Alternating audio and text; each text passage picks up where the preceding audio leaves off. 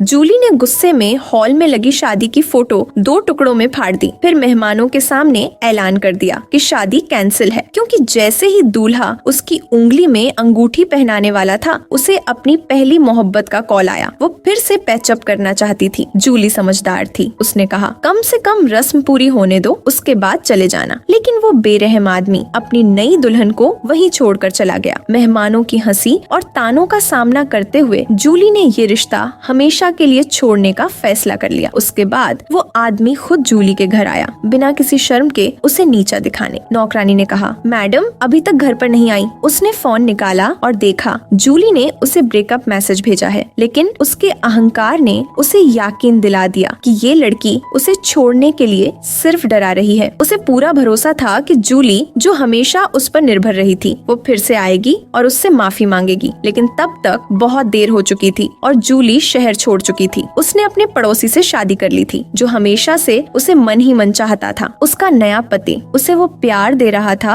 जो उसने पहले कभी महसूस नहीं किया था। 1 महीना बीत चुका था। वो आदमी अब अपनी एक्स गर्लफ्रेंड से भी खुश नहीं था, जिससे उसने शादी की थी। उसने जूली को मैसेज किया, लेकिन देखा कि उसने उसे ब्लॉक कर दिया है। गुस्से में वो उसके शहर के घर पहुंच गया। वहाँ उसने कहा, जिद मत करो, मेरे साथ घर चलो। उसने देखा जूली के हाथ में एक गिफ्ट है और घमंडी होकर बोला, ये गिफ्ट शायद मेरे लिए लाई हो। पर जूली ने कहा, ये गिफ्ट मेरे पति के लिए है। फिर भी वो बोला, तुम्हारा असली पति मैं हूँ। कभी हम दोनों ने एक दूसरे को पति पत्नी माना करते थे। उसकी मौजूदा बीवी ने भी नकली चिंता दिखाते हुए कहा, जूली घर चलो, जो हुआ वो भूल जाओ। ये सुनते ही जूली आग बबूला हो गई। उसने वहीं उस औरत को डांट दिया। ये देख वो आदमी और भड़क गया। उसने जूली पर जोर डाला कि अभी उसके साथ घर चले। जूली और सहन नहीं कर सकी। उसने अपने पति को कॉल किया, मुझे लेने आओ, मैं पार्किंग में इंतजार कर रही हूँ। कुछ ही देर में उसका पति आ गया। जूली खुशी से अपने पति के साथ जाने लगी और वो गिफ्ट उसे थमा दिया। वो आदमी यकीन ही नहीं कर पा रहा था कि जूली सचमुच उसे छोड़कर जा रही है। लेकिन जब उसने देखा कि जूली किसी और का हाथ पकड़कर जा रही है, तो वो पागलपन से भर गया। उसका असिस्टेंट बोला, मैडम आप बहुत बेरहम हैं। सर को लाइलाज बीमारी है, इसीलिए उनका दिमाग बिगड़ गया है। जूली ने बहुत नरमी से जवाब दिया, ये मेरी प्रॉब्लम नहीं है। उसने सीधे एम्बुलेंस कॉल किया और फिर अपने पति का हाथ पकड़कर वहाँ से चली गई। कुछ गलतियाँ ऐसे हैं जो माफी के लायक नहीं है। इस पर आपके क्या विचार हैं? कमेंट में लिखें।